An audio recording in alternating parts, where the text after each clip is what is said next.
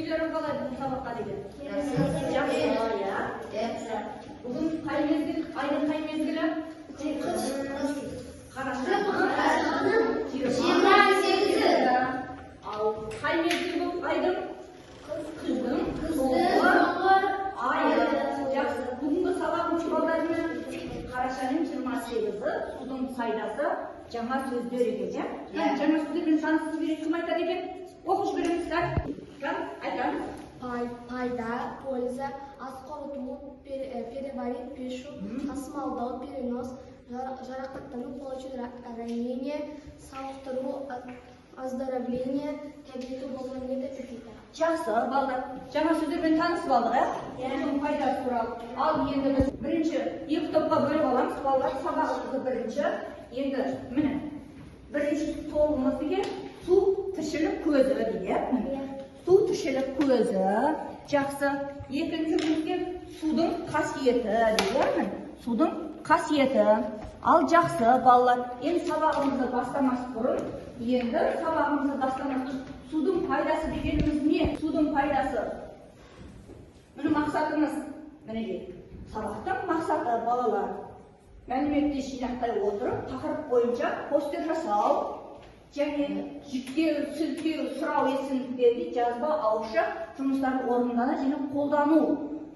Мәтіннің мазмұнын тірек сөздер арқылы болжау, жинақтау ұсыныстар тақырып бойынша постер әзірлеу. Мына сабағымыз бірінші сабақта түсіндіріп кетейін судың пайдасы. Біз су тіршілік көзінде судың пайдасы бізге өте зор екен. Себебі біз су болмаса, суда тіршілік жоқ, тіршілік көзі жоқ. Адамда ғана емес, табиғатта да жануарлардың барлық, әлемнің барлық нәрсесіне егеріп су керек. Сусыз өмір жоқ. Адамның органында су қанша пайыз болу керек екен? Қанша пайыз? 70-60% адамның бойында су болу керек екен. Адамның денесінде ғана емес, оның миына да су керек екен. H2O дейді. Ол не береді? Су өзі бізге оттек және су береді. Химияның элементінің өзінде солай жазған екен. Мысалға, міне, химияда жазатын болсақ, былай айтылады екен. Мінекей. H2O.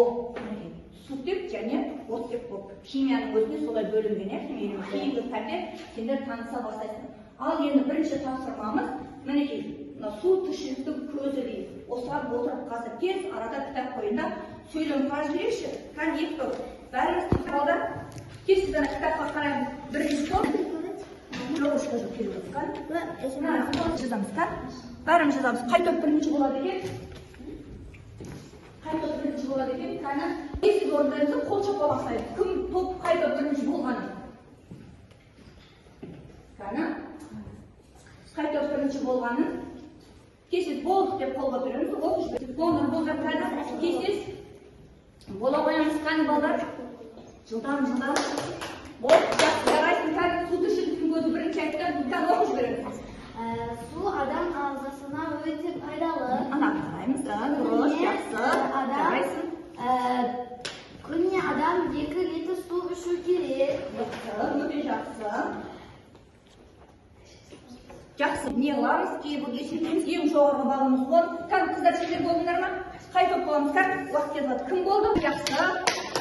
Оқимыз. Адам ағзасына су көп болу керек. Дәрігерлер судың төмендеуге пайдасы атап көрсетеді. Дене температурасын тұрақты ұстап тұрады. Бүйрек пен бауырдағы қалдықтарды тазалайды. Жақсы, кән, шапалақтар жіберіп, өзіңізді мемлекеттендерге де жоғары бал. Арғара енді. Енді мәтінді не қыламыз? Оқылым. Оқыш қаттырақ оқимыз. Адам ағзасына судың көп пайдасы бар. Себебі мидан бастап қазанға дейінгі барлық мүше суды қажет етеді. Сондықтан күнде таңертең су ішу керек. Дәрігерлер судың төмендегідей пайдасын атап көрсетеді. Дене температурасын тұрақты ұстапты, оттегі тасымалдайды. Бүйрек пен бауырдағы қалдықтарды шылап.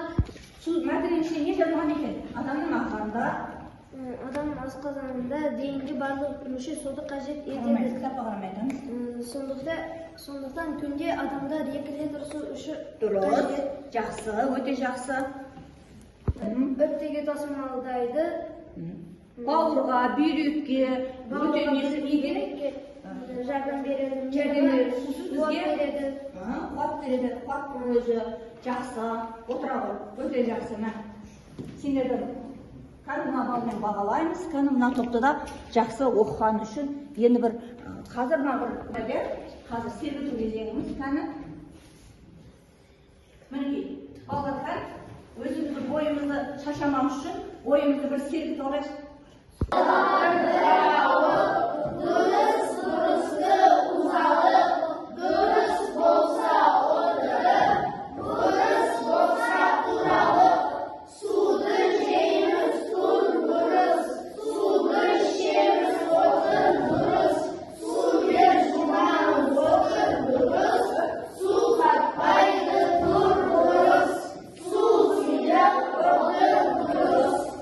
Жақсы балдар, өте жақсы. Қалай бойларымыз жақсы, сергітіп алдық па? Сабаққа дайындығымыз жақсы ма? Енді ары қарай біледі. Кәні, 2 топ тақтада тұр, дәптерге кесе шашып береміз. Же әкем ауызша айтсақ та болады, кесе оқып берсек те болады. Кәні, айта. Судың да сұрауы бар. Жақсы. Ал өте, бұл келесін кім айтады? Суға жер нулы жер. Сулы жер